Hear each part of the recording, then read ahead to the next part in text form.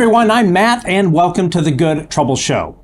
As you return today from summer recess, members of the United States Senate, perhaps your most important order of business is your vote on the amendments for the National Defense Authorization Act, or NDAA.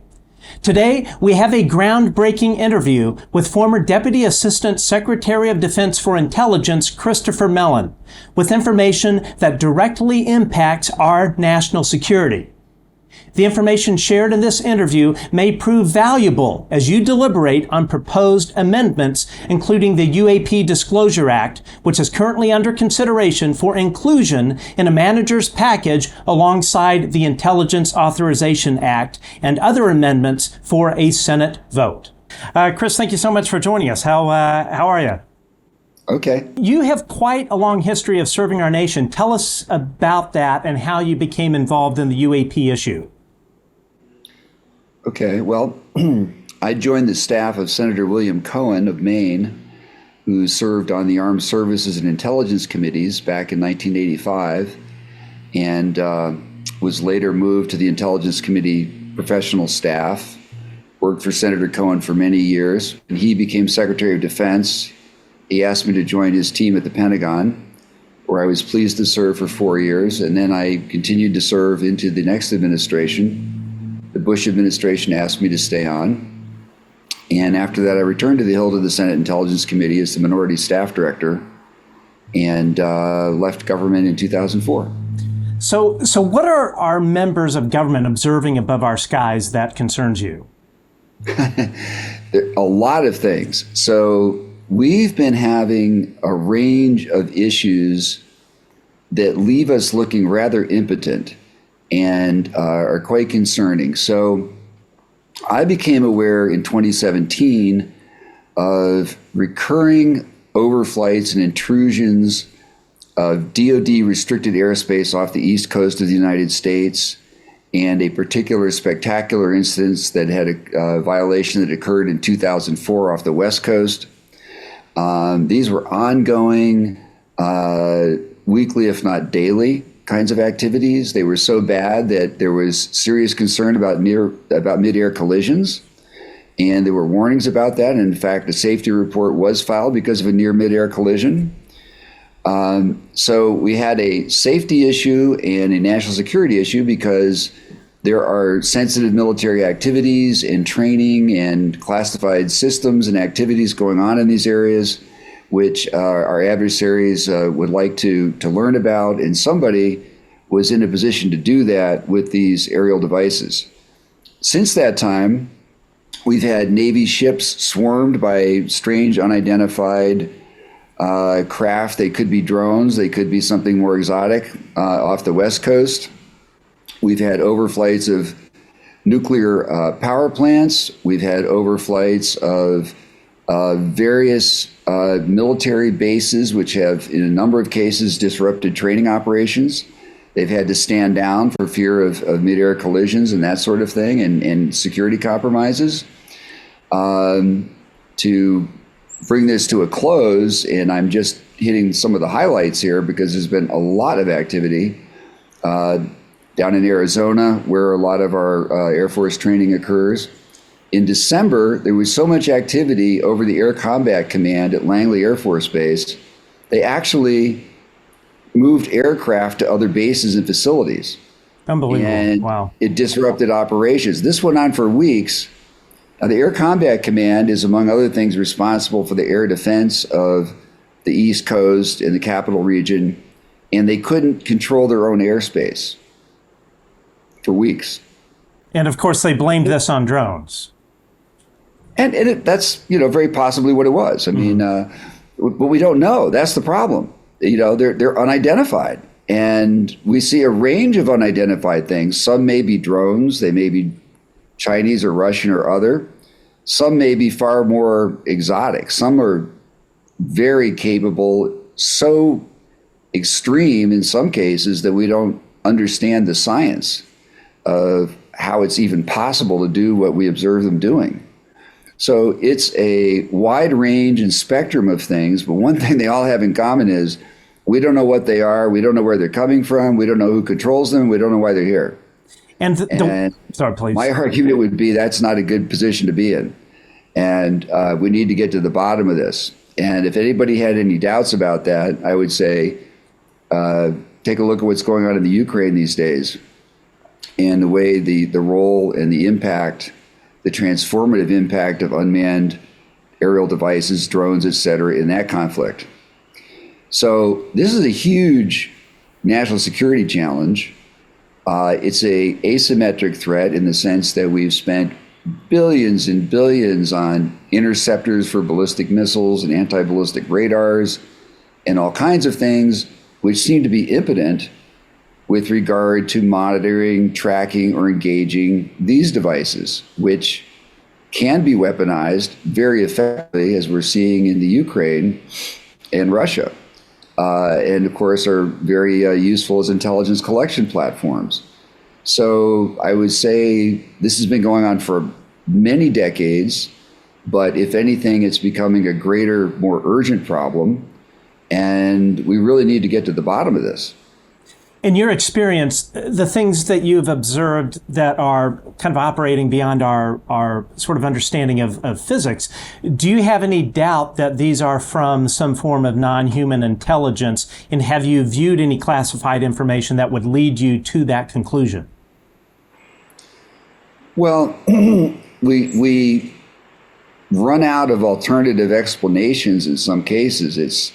It's rather like Sherlock Holmes said, when you've eliminated every other possibility, whatever remains, no matter how improbable, if it's not impossible, that must be the answer. And so we're pushed in that direction when we see an object that accelerates from a standing hover to hypersonic speeds without a sonic boom, without plasma, without being torn apart, and then stops suddenly 60 miles away on a dime and hovers again, and objects that are dropping in a vertical line from 80,000 feet to 20,000 feet.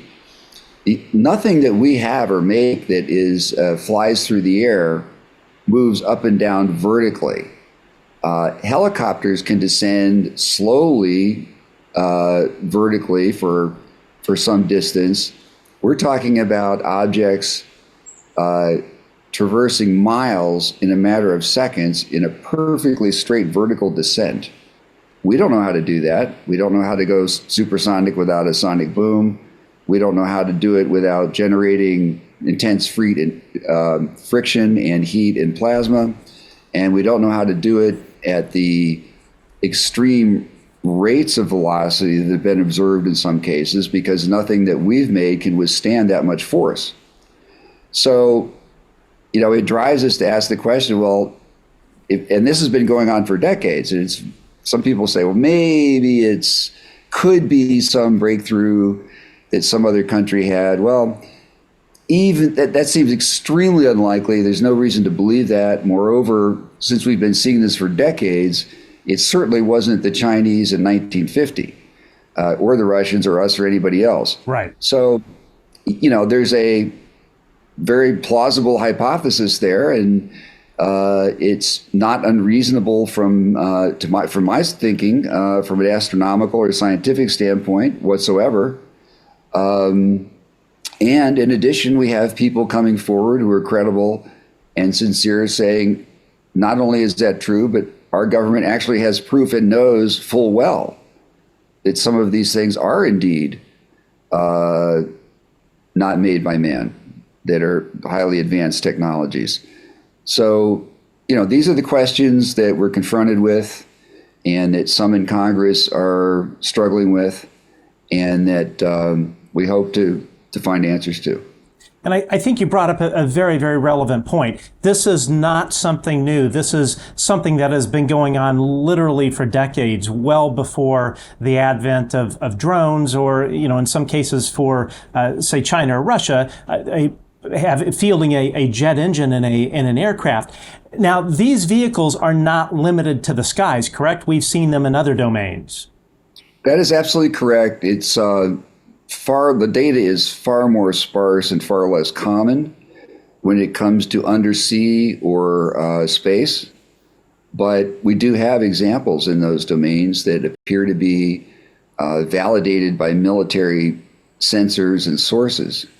So, in fact, the All Domain Anomaly Resolution Office listed an undersea incident in their last report. And I'm familiar with some of the details of that. And it was a truly extraordinary, baffling incident. And I don't know that Arrow or anyone is ever going to be able to come up with a firm answer as to what they sensed and what they experienced. But that is also not unprecedented, yes. Now, is it true that members of our military who have encountered UAP, otherwise known as UFOs, of course, have gone to their elected representatives over the past several years out of frustration that the Pentagon was not doing anything about these reports, when pilots and whatnot would report these up the chain and then would just hear crickets? Right. I mean, that was the pattern for decades and decades and decades after World War II. And that only began to change after Congress started asking questions and pulling on this thread. And eventually they were compelled by evidence we brought forward to Congress and to the New York Times to acknowledge finally that this was real and it was happening. And they were confronted by the testimony of their own naval aviators who have impeccable credentials as trained observers, expert observers. They have scientific and technical backgrounds. They're sober. They're patriotic. They have no incentive. They're not benefiting or profiting. If anything, it's making their life miserable, having to spend extra time devoted to this topic, and taking a ribbing from their friends. So since then, we've been collecting information. Now there's suddenly an explosion of these reports. Now that pilots are actually being encouraged, military pilots, to report this, we've gone from an alleged 144 reports, which is frankly a bogus number, from 2004 to 2021. And suddenly from 144, we're now over 1,500. Wow. A few years later. So there's been a huge surge in official military-only reports. Those are just military. That's not commercial airline pilots or the general public. So there's a lot of data coming in, and hopefully it's being thoroughly and objectively evaluated and processed. But yes, the frustration you speak about has been real, very real for a long time, and persists in some areas. There's still dissatisfaction and concern with the investigation into recovered materials. Some of the witnesses that I referred to the Arrow office got no feedback, felt that it was an unsatisfactory experience, that leads they provided were not followed up. That's being looked into now. The General Accounting Office is going to be doing a review of the All Domain Anomaly Resolution Office, as I understand it. They've got a new director. Congress is asking questions and needs to and should get more information and an updated report. So there's a lot going on. Reason to be hopeful. Pending legislation, as you know, it may open another spigot of information. So great progress has been made in recent years. We now know that this is real, that something's happening, and the deep underlying questions, however, remain unanswered. Now, does this continue? One of the things that we have always heard for quite some time is that pilots and others would receive retaliations for reporting UAP up the chain of command, sort of fostering this kind of culture of silence. Do you think that still exists? So I don't think that's happening in the Navy. I don't think that's happening to those pilots. I have concerns about the Air Force pilots now are reporting, but I still have, and I suspect some of them have residual concerns. One of the things that people don't generally understand is the promotion process in these organizations.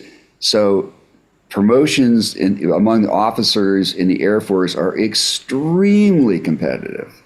I've had to sign off on performance reviews for Air Force officers before and discuss this with them. And one of the challenges they face is that typically, if you're looking at a pool of pilots, maybe 120 pilots, they all take off, they all land, they all perform the mission, they're all successful. So how do you pick among them? Who do you decide to promote? Sure, they're all great. It can be pretty hard. And so it can come down to very small things that discriminate against one guy or another. And just having reported or seen one of these things could be enough to take someone on a promotional panel who doesn't like this issue to say, let's pass on that guy. So I think there are definitely still concerns in the military ranks among some people. And I think in the contractor community and in the civilian workforce, I know there have been instances of people getting their clearances yanked and strange kinds of things. Another person who allegations were made against them, anonymous allegations that put them on administrative leave that were completely unfounded and unreasonable. So this person was someone who was active on this issue. So there are still issues, despite tremendous progress that's been made. Now, in your time at the Pentagon and even what you hear today, why do you think there is this culture of apathy? For instance, Secretary of the Air Force Frank Kendall, I think it was like a year or so ago, I believe he was on Good Morning America, essentially said something along the lines of, well, yeah, these things are flying around, but they're not a national security threat, so we're not going to worry about them. Why are they publicly apathetic, but really the real question in private, are they concerned? Right. So I can't speak to Secretary Kendall's private views on this. I will say, knowing these individuals and these kinds of jobs, they are overwhelmed with challenges of various kinds and demands. And they're putting out fires all the time.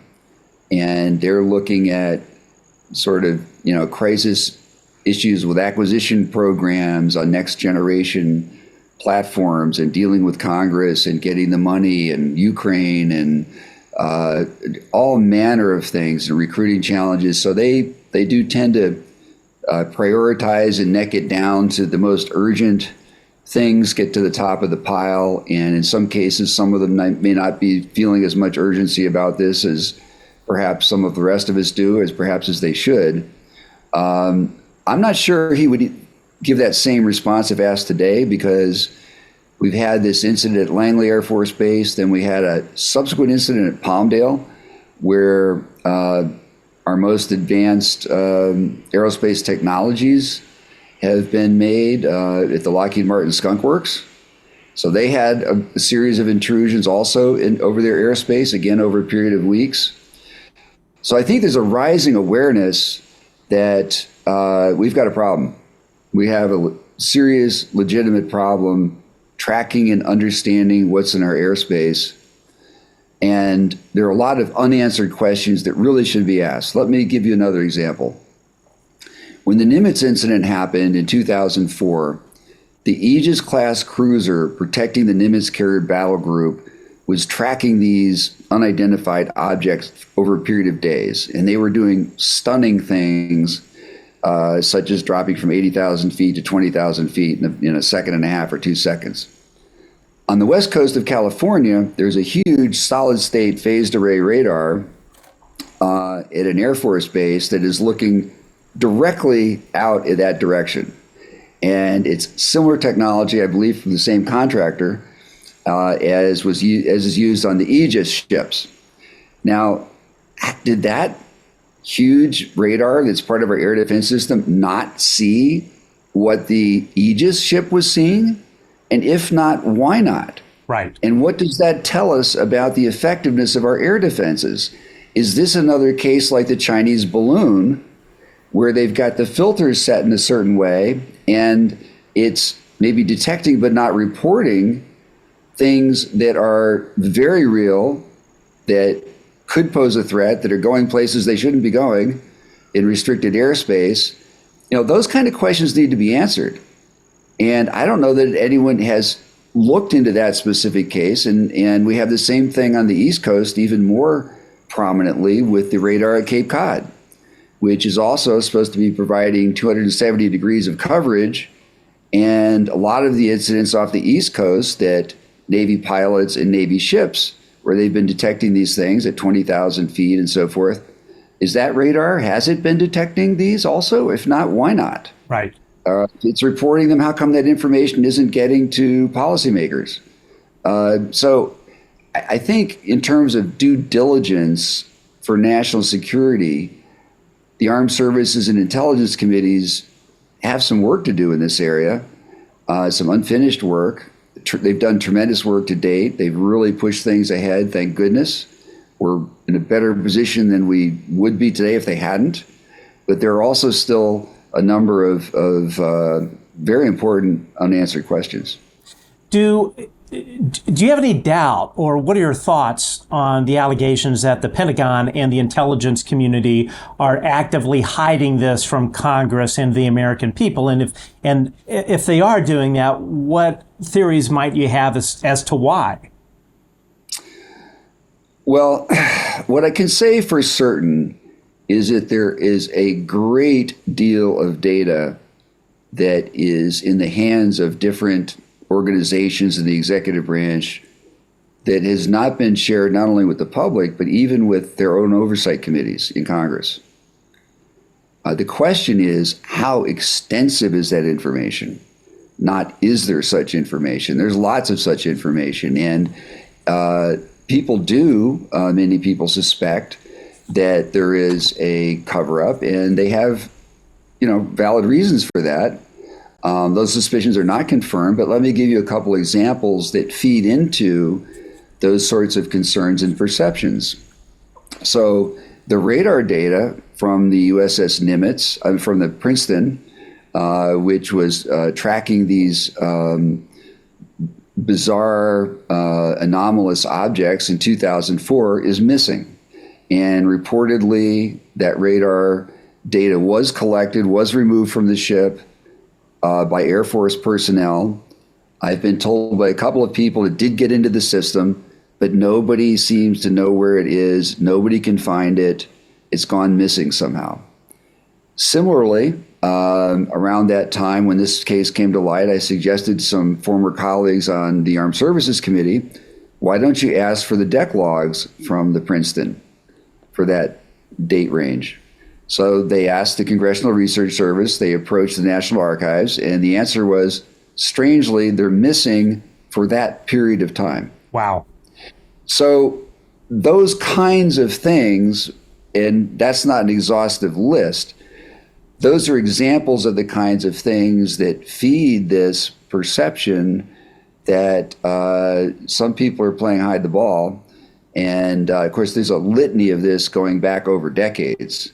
There's a long history that precedes this, as you well know, that fuels and fosters these kinds of perceptions. And that's one of the many reasons that we need and should get to the bottom of this. We should clear the air. We don't need more issues that undermine people's faith and trust in government. If there is a government cover-up of some kind, what are the motives? Well, I don't assume that they're necessarily nefarious. It could be that these people genuinely, sincerely believe that it's in the national public interest for one reason or another. Lou has an interesting observation in his book. He mentions a discussion he had with an official who said, if you release this data, it could prompt more aggressive action on their part. It could create a more dangerous situation. I don't rush to impugn other people's motives. Sadly, we live in an era where people make accusations without anything to substantiate them of crimes and illegal activities and bad motives and things. I'm sort of, let's get the data and make decisions based on the facts and data. And we need more facts. And we have good reason, and Congress has good reasons to be asking the questions they're asking. The public has good reasons to be asking the questions they're asking. And so let's proceed to get the facts and analyze the data and bring that out and get it out there and follow the path where the truth wherever it goes. That's my view. Understood. Now, circling back to the Air Force, so billions of dollars, and you touched on this a little bit earlier, but billions of dollars probably have been invested over decades in our space-based surveillance systems designed to, provide an early warning of a nuclear attack. So, to your knowledge, have systems such as SBIRS or Next Generation Overhead Persistent Infrared or hypersonic and ballistic tracking space sensors, space fence and others, have any of these space-based collection platforms detected vehicles that appear to be of non-human origin transiting, say, into our atmosphere from deep space or perhaps loitering in near-Earth orbit? Well, it's hard to tell from external sensor data if something is necessarily of non-human origin, but there's certainly many accounts of objects that are anomalous and baffling and raise the question as to whether they're intelligently controlled probes or craft or something from some other civilization. There's also conflicting data about this. So there are people who've told me that, several different sources, Dave Grush is only one. There are a number of sources who said, yeah, we actually do track some of these things. We know some of the signatures associated with this, and so forth. The Air Force denies that. So this is another area where we don't have clarity, I would say, and we have good reasons. Congress has good reasons to be asking the questions to get to the bottom of this. Certainly, these systems are always going to detect some anomalies. I remember in the government some instances in which there were unexplained detections of, for example, intense infrared events, heat events detected from space in a particular location. I remember a particular article or one of these systems detected something that was baffling, and it appeared to be very intense and very large, and nobody knew what it was. Doesn't mean it's necessarily extraterrestrial, but it's an example that when you have sensors that are this capable and this pervasive over extensive periods of time, for sure you're going to see some anomalous things. And so one of the questions is this being swept under the carpet, this kind of thing, like the Chinese balloon, because people don't want to deal with it and confront it, or is it actually being collected by an organization that's not sharing it, that's maybe running off the books, or what is going on?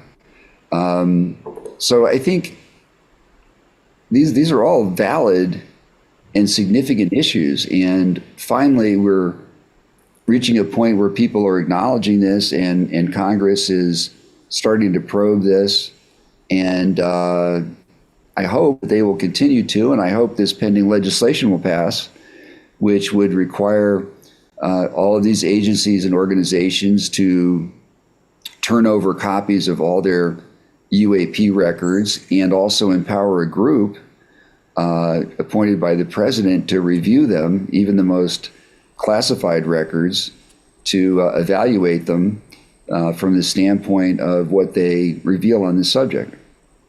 And I want to dig into the classification part here in a little bit, because I think there's a lot of confusion. I certainly know that I've had some confusion over it. But I want to jump back a little bit, kind of crossing paths again with the Air Force. So in 2023, I was researching the Accidental War Agreement, and I discovered, surprisingly online, this operating manual for the Washington-Russian hotline called MOLINK, which stands for Moscow Link. The document laid out pre-designated messages using the phrase unidentified objects. Do you think that phrase unidentified objects could have referred to UAP? I think it probably referred to anything that was unidentified, to include what we call UAP. The point was, we nearly had a catastrophic global thermonuclear exchange in the 80s, because at one point the Soviet Union detected I think it was 6 or 8 objects in space on a trajectory that made them appear to be ballistic missiles that matched ballistic missiles launched from the U.S. And their doctrine was to launch on detection. And this warning went up the chain and could have led to the end of our planet and our race, our society as we know it. And thankfully, a senior Soviet officer challenged this and said, why would they only, if they were trying to do a preemptive attack, why would they only launch 6 missiles? And it turned out it was the sun glinting at a certain angle off some satellites or something like that it caused this false warning. And so I think the people who are designing that system are trying to avert any kind of scenario like that, whether it's non-human craft or UFOs, or whether it's satellites that are reflecting sun from an unusual angle. I mean, I think the idea there was we want to avert misunderstandings of any kind that could lead to global thermonuclear war, and for good reason, of course. Yeah, absolutely. And speaking of which, there is a long history of UAP interfering with our land-based nuclear strategic deterrent, the Minuteman platform, and earlier. And I understand that this continues today with the current delivery system, the Minuteman III, with some very recent sort of disturbing events, from what I understand. Do you have any insight into that you can share, or things open source that you've heard of recent incidents of UAP interfering with the Minuteman III ICBM? I'm not aware of any interference recently with the control systems. I am aware of instances in which there have been violations of restricted airspace around some of these facilities. Whether or not that led to the kinds of events that have been described by Bob Salas and others who are former Air Force officers who worked at Minuteman silos and saw these effects occur during UAP sightings. I don't know if that has occurred again, but there certainly have been intrusions over some of our most sensitive facilities recently. Not just drone-like things, but some other things that are wilder and more difficult to understand and to identify. So the issue continues. We still have not gotten any records on what the Air Force did after those events and how they processed that. There were reports. We believe the military personnel have testified to this effect and provided names, dates, locations. Their service records have been reviewed and so forth. Information like that had to set off some alarm bells, and the service must have reacted. I mean, this is our, the crown jewels of our defense, of our deterrent. And if anyone has the ability to manipulate the control systems for those thermonuclear devices, that's stunning, unexpected, alarming, and unacceptable. I mean, they couldn't possibly ignore something like that. But, it's been brought up by a congressman at a hearing, is asked about it, one or more congressmen. Strangely, the DOD witnesses said they'd never heard about this. I mean, we have to understand that for some of us, we kind of know the history. We've looked into it. We've read the books. Most of these people have no idea how long this has been going on and how extensively and the kinds of events that have occurred of that nature. And so the senior defense official testifying he was not even aware that this had happened. He was totally unaware that we had this in our history. And to date, they still have not gotten to the bottom of that in terms of getting the official Air Force, getting the records of how did they respond, what did they do in response to that incident to check these systems and to evaluate their vulnerability and the threat. Have you heard of any interference with a submarine-based Trident II ICBM at all? I never have, but it seems that if it's going on with our land-based nuclear assets, it would certainly occur with our sea-based as well. Thankfully, I've not heard of that. There have been, again, UAP intrusions around some of our submarine bases and facilities, as well as drone intrusions. And again, there's a whole spectrum of things here. It runs the gamut from extremely exotic, inexplicable capabilities of craft to things that are more mundane. And some of those more mundane things, for example, so out west a couple of years ago, I think it was 2022, in that era range, there was a period of several months in an area near one of our largest Minuteman ICBM fields where farmers and ranchers were seeing these, quote, drones in large numbers on a regular basis. And this was going on for weeks. And this became quite an issue because it was so extensive. The FBI got involved, the Air Force got involved, local sheriff's departments got involved. The state of Colorado sent an aircraft to help them investigate this that had special sensors on it. They never could determine where these things were coming from or what they were. Wow. They might have been drones operated by someone, or they might have been more exotic. And there's an edge here. So in that case, generally, these things were moving at modest rates of speed. And what was surprising was their numbers and location, the fact that they didn't see who was controlling these things. They never found anybody operating them or anyone who was responsible for this.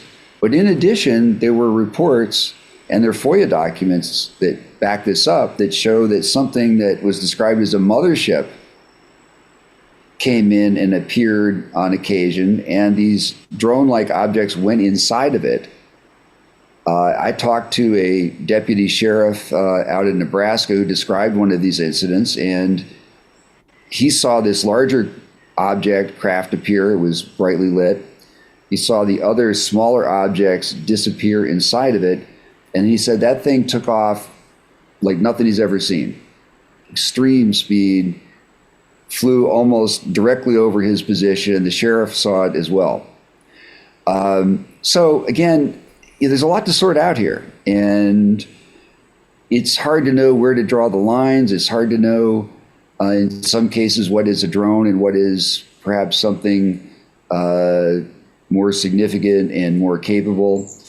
But we got to get the answers to this stuff. That's the bottom line. We need to find it. We need to find out what's going on here.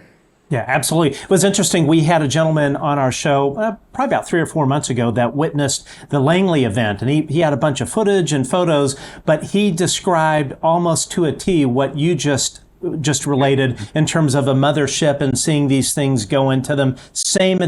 Almost the exact same story. So clearly there's some kind of commonality there.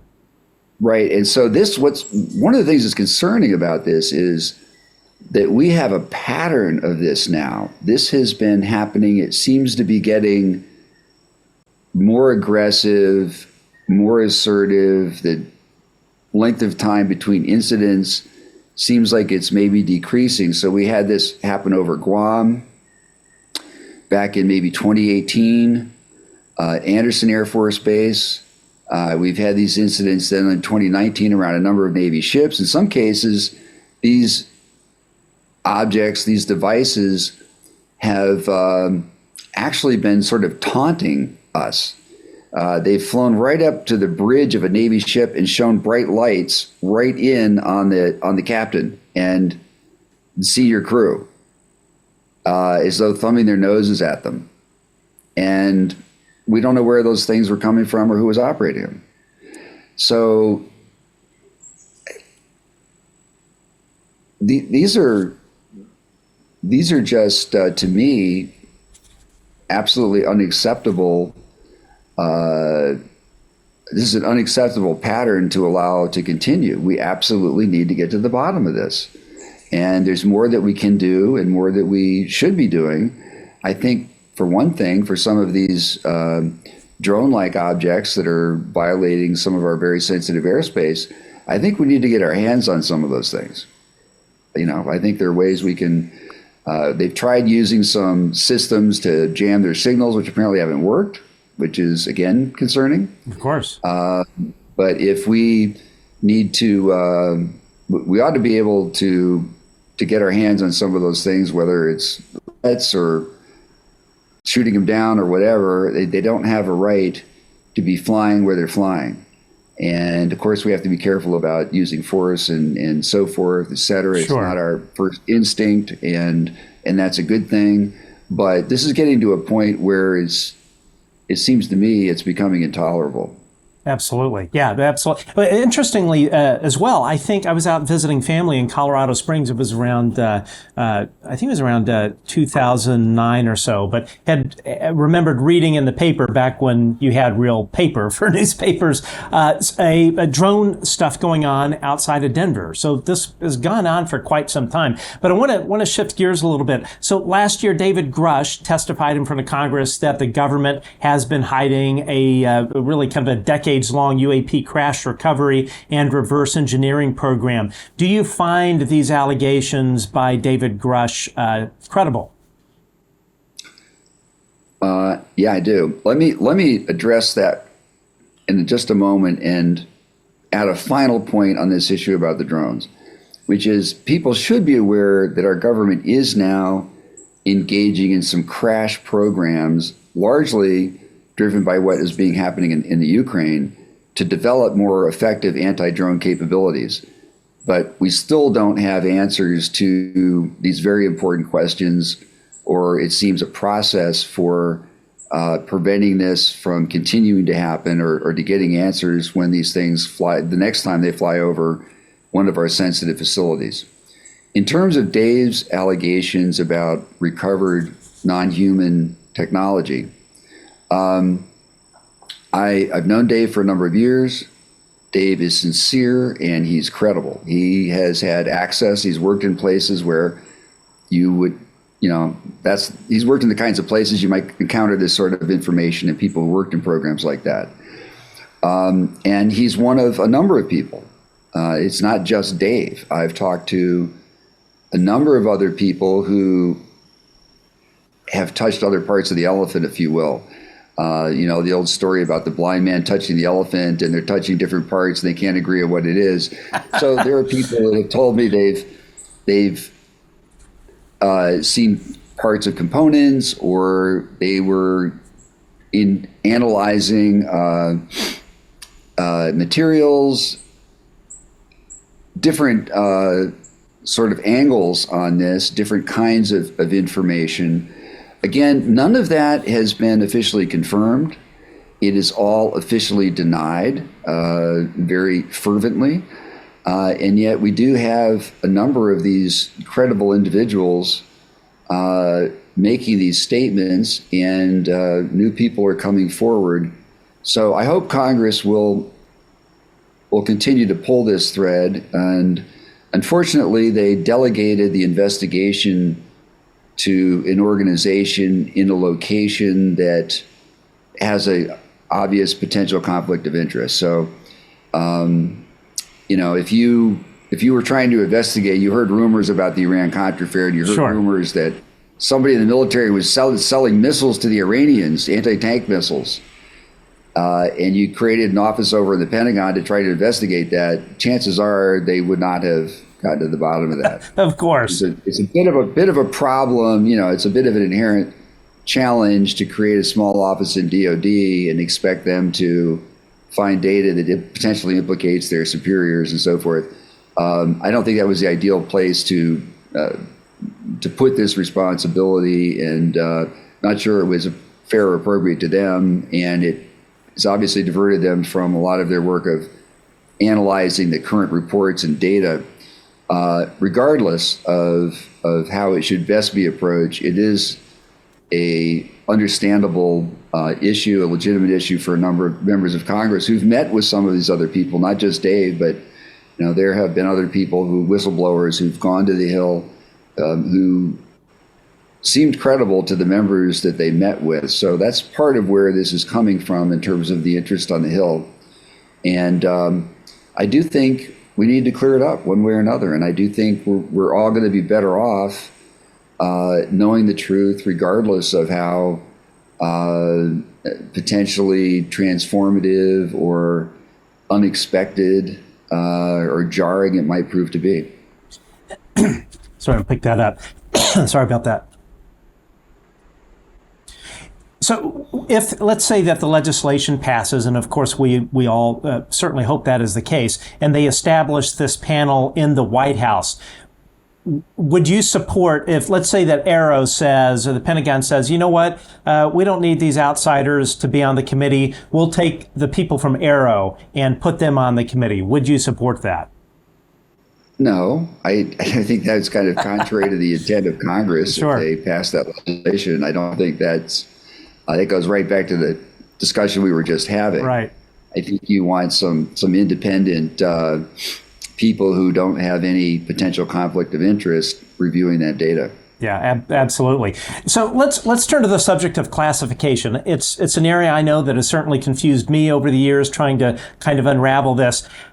How are, if we want to talk about theoretically, how are UAPs, UFOs classified, and how has this classification system been successful in avoiding congressional oversight? Well, this is a bit of a arcane subject because our classification system, and in fact, I'm thinking about writing something to try to help lay this out more clearly for people, because it is convoluted and has surprisingly so. So, for example, black programs, special access programs in the Department of Defense, the chairman of the Senate Intelligence Committee does not have access to those. Neither does the ranking member. And there are many of such programs. And the same thing is true of the Department of Energy. And the chairman and ranking of intelligence have no access to that, and neither does anybody else for that matter, as far as I can tell.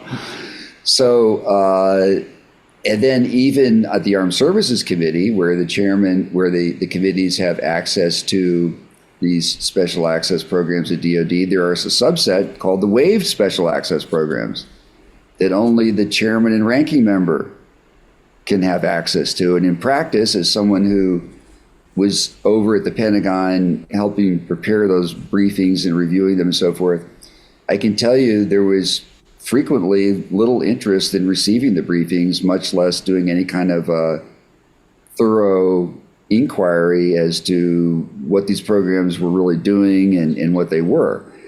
That isn't necessarily a huge problem, but the oversight was, there's a lot that could be conceivably going on that wouldn't necessarily, you could comply with the law with some of these programs and have these waived special access space programs with a bunch of subcompartments. And there could be some stuff down in there that was briefed to Congress or was mentioned in these briefings, the umbrella program and then the subcompartments, and no one's ever bothered to ask questions and dig down into any further into what all is in there and what's being done. So oversight and secrecy is divided in our government between different committees, between different branches. There's different authorities. There's an executive order, and then there's the Atomic Energy Act. So it doesn't come together in one place, and it's hard to have a feeling that there's necessarily complete control over this. On the other hand, you also, you're always struggling with security versus and oversight versus security. Some of these things you absolutely are perishable, and you absolutely do have to protect them because they might save our buns in a real war or contingency. If they're compromised, they won't. So there needs to be a balancing act there. in terms of UAP programs in particular, it's possible that, I don't know of any special access program that was related to UAPs. I never saw any such thing when I was in the government. ATIP and OSAP came along after I left the government. They were not special access programs, though. And whether or not there are any deeply hidden programs related to UAP is one of the key questions that members of Congress are trying to find out. So let's talk about PEDs, or Presidential Emergency Action Directives. So things like the nuclear war plan, which I think's Op Plan 80 something, and things related to continuity of government. If UAP UFOs were part of a PED, how locked down would that be? Could a president decide unilaterally to declassify something like that if it were under that umbrella? Absolutely, the president could declassify that. The president can do that anytime he wants. He has that unilateral authority. He's the one who decides what gets to be classified or not pursuant to the executive order that was put forward by a prior president and then upgraded and modified by President Obama. So the Secretary of Defense's classification authorities and those of the Director of CIA and other organizations all derive from the president. And he can unilaterally reveal anything he wants there. The Atomic Energy Act and DOE are a bit different because there's actual statutory basis as opposed to executive order. But the bottom line is the president can reveal anything he wants. And there are examples of presidents who have revealed extraordinarily sensitive, highly classified things deliberately because they felt that the public interest in that case outweighed the benefit of the secrecy. So Ronald Reagan revealed the fact that we had broken the encryption for Libyan diplomatic communications back during the time of the terrorist attack that Libya was involved in that took down a civilian jet airliner. I think it was maybe Pan Am 103 or something. So he went to the UN and he felt it was necessary to establish why we attacked and bombed Libya to substantiate that we did have hard, firm reason to believe and to know that Libya was involved. And he unilaterally decided to make that public, notwithstanding its extremely high degree of classification.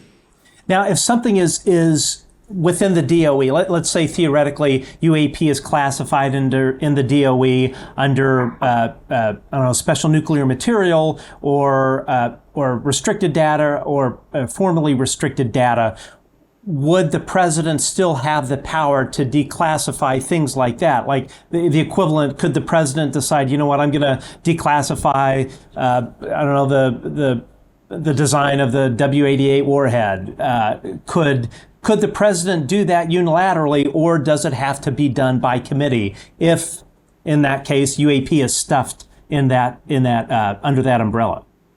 I think if you talk to the president's attorneys, and I had a conversation along these lines once with the general counsel of the Defense Department, I think you would find that they say that as commander-in-chief, he could do pretty much anything he wants that he feels is vital to the survival of the Republic. And there was a case that I was involved with, a program that I had concerns about, that the legality of it and whether it was being properly reported and so forth. I was thinking maybe I would have to resign. I wasn't comfortable with this. I went to the general counsel. He said, "No problem. Oh, phew, that's an easy one." They have a very expansive view in the executive branch of the president's authorities, let me tell you. And that's a traditional disagreement that remains unresolved between the Congress and the executive branch. And there's a tension there. And there's some compromises, but the Supreme Court is not going to firmly try to decide that matter between these two titanic entities for fear, in part, of rendering itself irrelevant. Because imagine it were to say, oh, the president of the executive branch has to.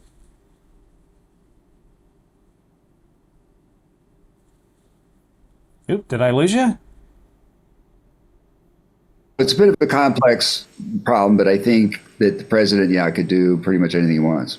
Chris, I'm going to, you froze for about 30 seconds. So if you can, just rewind if you remember kind of where you were, and I'll try and edit it together. Be completely froze up. Okay, I don't remember where I was exactly, but I would say the short answer to your question is the president's attorneys believe that he can essentially do anything that he deems necessary to protect the American people in this nation. That is their traditional position. I don't believe that's changed, and I don't believe it matters what party's in office. Presidents will sometimes, when they sign bills that they feel encroach on those authorities, put a caveat on the bill. I'm signing this bill, but don't construe that to mean I'm in agreement with this particular provision, or I think it's lawful or mandatory. So I think the short answer is the president can do pretty much whatever he feels needs to be done to protect the people and the country. Let's discuss the UAP Disclosure Act of 2024. Now, as I mentioned earlier in the program, the Senate comes back this week to vote on the inclusion of the UAP Disclosure Act in the Senate manager's package that would go into the Senate version of the NDAA. One of the concerns that we understand was not helpful to the passage of it last year was the eminent domain language. What are your thoughts on the eminent domain language? Is it necessary, and is it something to be concerned about? I don't view it as necessary. I know there are bright people on the other side of that argument. I'm a little baffled by that for a couple of reasons. One, I don't know how the government could lawfully give a private corporation title to that kind of property or material on a selective basis. Uncle Sam is not allowed to play favorites and secretly give intelligence information or materials to one company that might bolster their business and prospects without a competitive or fair process that excludes everybody else. Beyond that, it seems a little premature. We don't, know whether there is any such material. But if there is, and if it's confirmed, I don't think there's going to be any problem with the government asserting its authorities here and getting access to that material and taking ownership of it, or reaffirming its control of it. There would be a huge uproar, you can imagine. And I don't think for a moment people would say, oh yeah, Lockheed Martin can keep that and do whatever they want. And I don't think people at Lockheed Martin would probably claim that. So I'm a little, if it gets to conference and this is a sticking point, and it's something that personally I would be, say if the passage of the remaining parts is in jeopardy because of this provision, I would personally be willing to, advocate, in that situation, okay, drop this part, but proceed with the rest, because I think this is going to take care of itself if you ever do, in fact, prove and find that these materials do exist. Yeah, I am pretty much feel the same way. So the average American voter that is watching this, that has heard about this UAP Disclosure Act for the very first time, why should they care about this legislation? Well, I think, this is an important issue from a variety of standpoints: scientific, national security, and political. Our government is suffering unprecedented degrees of skepticism regarding its legitimacy. And that has been dramatically fueled in recent years by attacks on the FBI and the CIA and other government institutions, by the widening perception that there's a deep state, a hidden agenda, and all sorts of things. The internet has fueled all kinds of conspiracy theories. And one of the things that we need to do is try to patch that up and restore people's faith in the government across the board, not just on this issue, of course, but this is one of those issues that Sure. contributes to that dissatisfaction. And then, of course, there's the national security and scientific aspects. And what I would say to people is, for example, imagine if when the Russians launched the Sputnik, the first artificial satellite placed in orbit, the CIA had detected this, but the Russians had kept it secret. They were not pounding. Khrushchev was so proud of this. He was, out there thumping his chest about a great, scientific achievement of the Soviet Union. But imagine he had kept it under wraps and the CIA figured it out. Well, they would not have likely told many people. It would not have gone public. And the result would have been that we might not have landed on the moon when we did.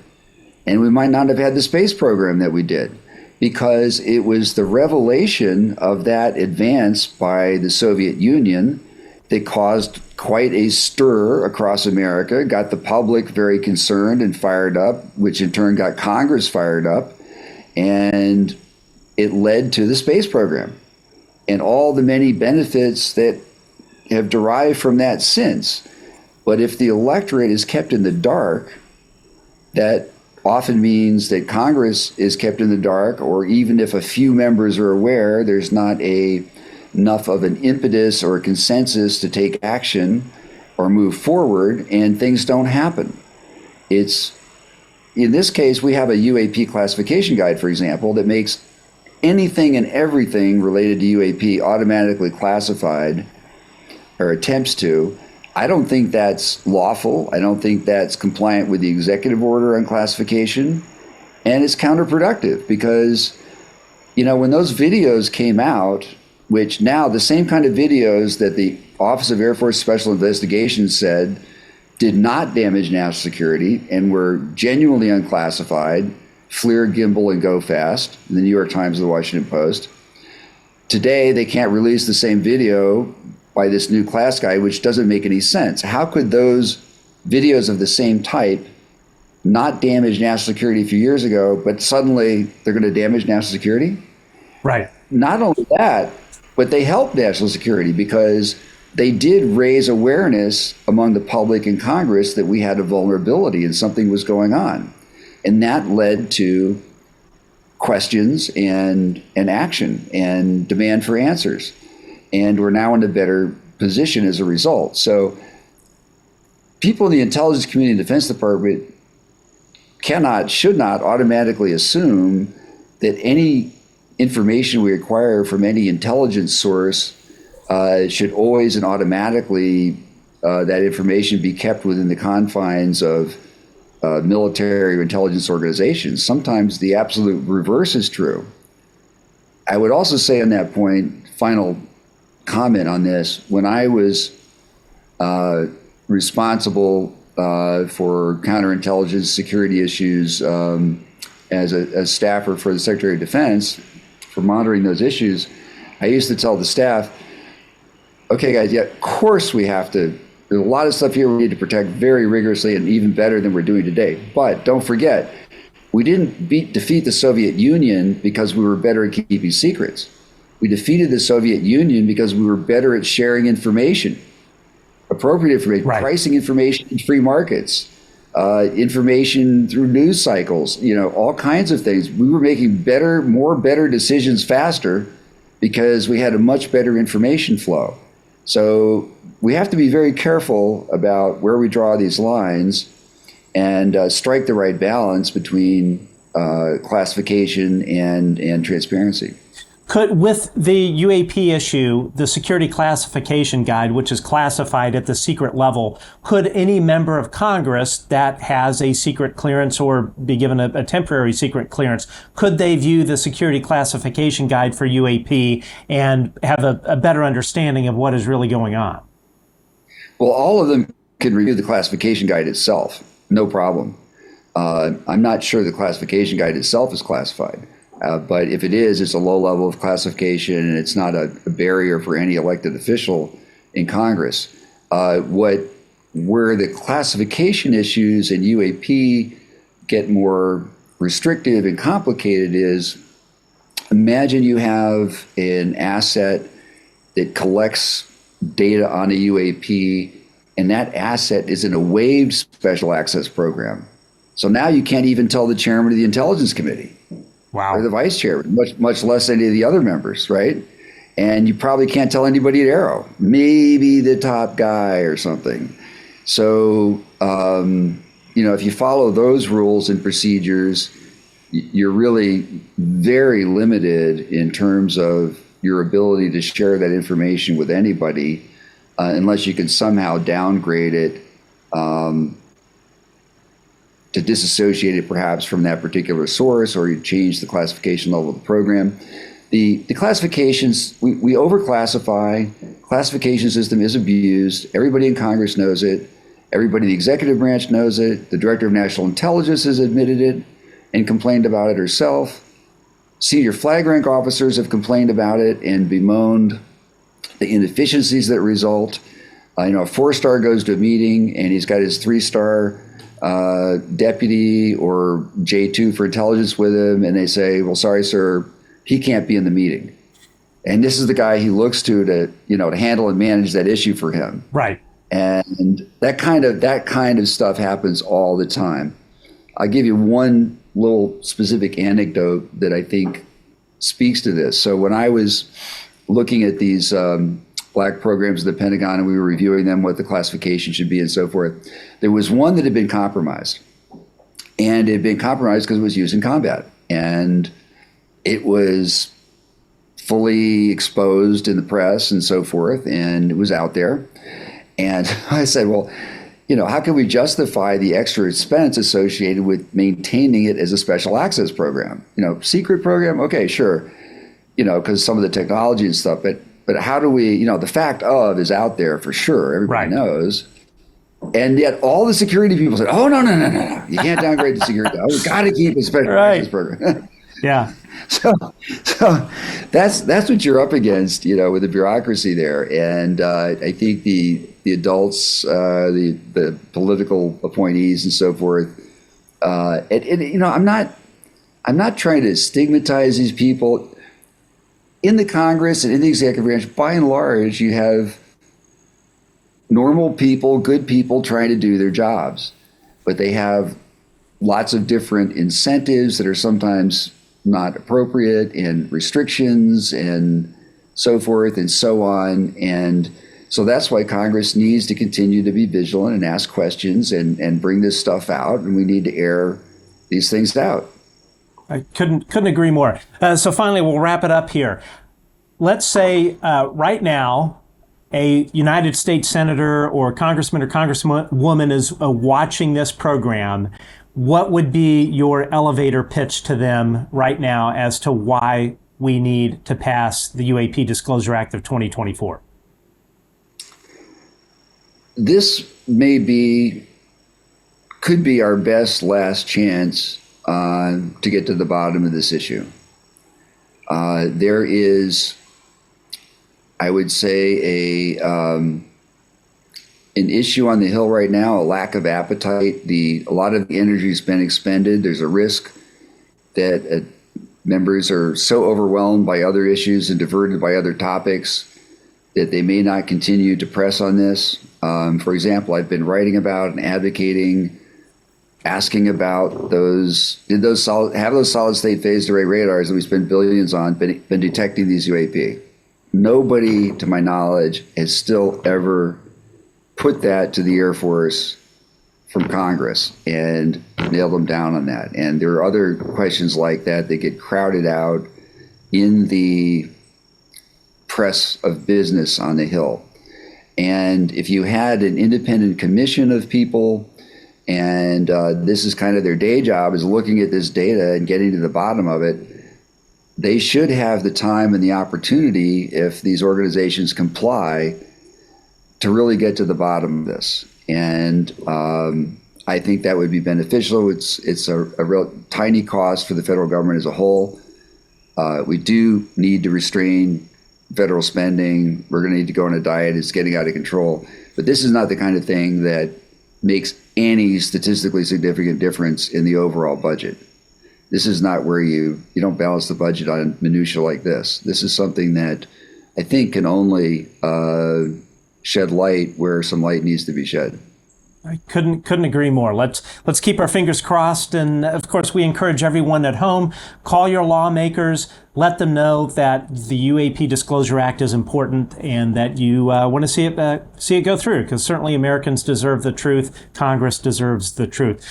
Chris, thank you so much for joining us. It's been a pleasure having you on. Very informative, and look forward to seeing you soon. Okay, thanks very much, Matt, and keep up the good work. I'm glad you're helping to raise awareness on this legislation, and I hope we'll see it pass in the near future. Senators, there is no more solemn duty than protecting our national security and preserving the safety of our men and women in the armed forces.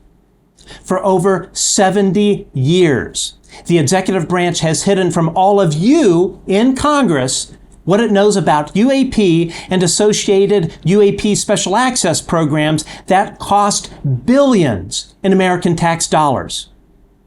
Many UAP special access programs are classified under Presidential Emergency Action Directives, the same bucket as continuity of government operations and our nuclear war plan. Information absolutely none of you in Congress is allowed to see. The UAP Legacy Special Access Program for UAP Recovery and Reverse Engineering is classified in the Department of Energy as special nuclear material, transclassified foreign nuclear information, and restricted data and previously restricted data under the McMahon Act of 1946 and the Atomic Energy Act of 1954. The leaking of any information related to these UAP programs falls under the Espionage Act of 1917. These mechanisms, these classification mechanisms, are designed to maintain secrecy and avoid congressional oversight of government UAP information and programs. They are designed to avoid you in Congress. The Unidentified Anomalous Phenomenon Disclosure Act of 2024 is your opportunity to regain your constitutionally mandated role of executive branch oversight. A once-in-a-lifetime chance to say to the Department of Defense, the intelligence community, and the military-industrial complex, enough is enough. Folks, this all boils down to whether we want to live in a country by and for the people. You cannot have democracy when the Department of Defense and a group of 50 or so senior executive service employees and executives in our private defense contractors get to decide they are not going to obey the Constitution of the United States. You cannot have a democracy where the Pentagon and private defense contractors threaten government whistleblowers. You cannot have a democracy where the Department of Defense and intelligence community inspector generals make public examples of whistleblowers by leaking information to the public about the very whistleblowers they are sworn to protect. Members of Congress, it's time to take a stand for national security, our democracy, your office, and the very people that elected you.